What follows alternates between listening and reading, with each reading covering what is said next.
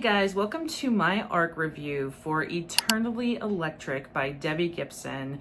It's her memoir. It's due out September 9th, and I had the pleasure of getting a chance to read this thanks to an advanced electronic ARC, which ARC is advanced reading copy. And I was over the moon that I got a chance to read because I was very much a fan of Debbie Gibson in the 80s. First, I want to say thank you to Gallery Books, and they are a division of Simon & Schuster, for allowing me to read and talk about this book. And I wouldn't say I read biographies or memoirs often.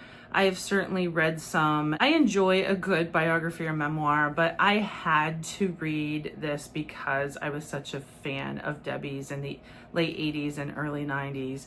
I am a fan of pop music. If you watch our channel, you know that we have read and reviewed Britney Spears' biography, and I think I dragged Amanda through that one.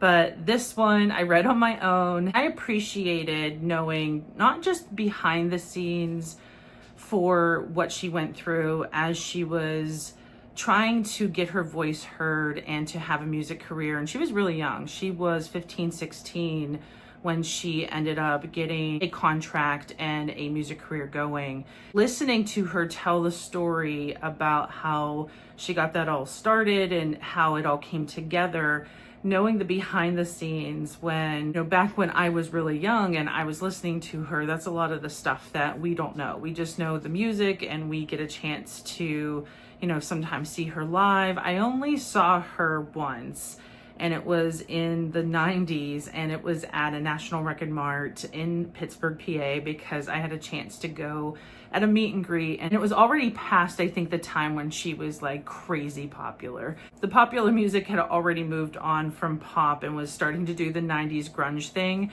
and that wasn't me. I held on to pop music. I didn't move on with the times. Other things you get to learn from her memoir, not just the behind the scenes and all the craziness of when she first became popular, but she ended up moving into a Broadway career for most of her life.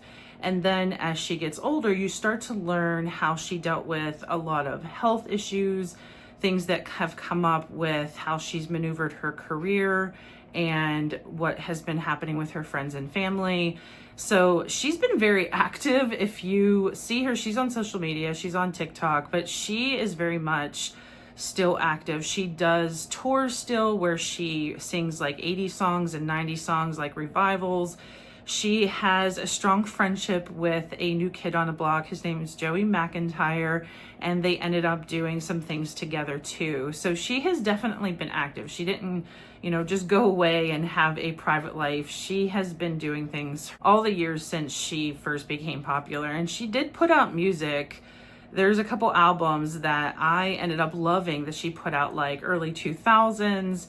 And I still listen to her and some pop music that she wrote, because she didn't just sing. She also wrote and produced all her own music. And I very much appreciated just how much she put into her music career. I forgot to show that my friend got me one of these shirts not too long ago that has like a couple 80s cartoon characters. If you know, you know. Strawberry Shortcake and Rainbow Bright. I wore for this occasion, but the way the camera is, you can't really appreciate it. So this memoir is definitely something you would enjoy if you just like celebrity memoirs, or if you want to feel nostalgic about the late 80s, early 90s, and you either listen to her music, you were a fan of hers, or you just like that kind of 80s nostalgia, 90s nostalgia. But she also talks a lot about how she approaches all of the obstacles that have been in her life. And I feel like a lot of memoirs are for that reason, is you see how someone has been confronted with a lot of tough challenges and how did they overcome those challenges.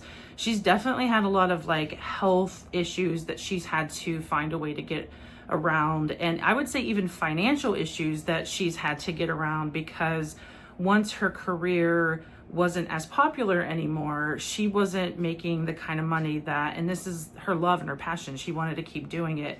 And I don't think she was willing to just give it up to make sure she got a solid paycheck.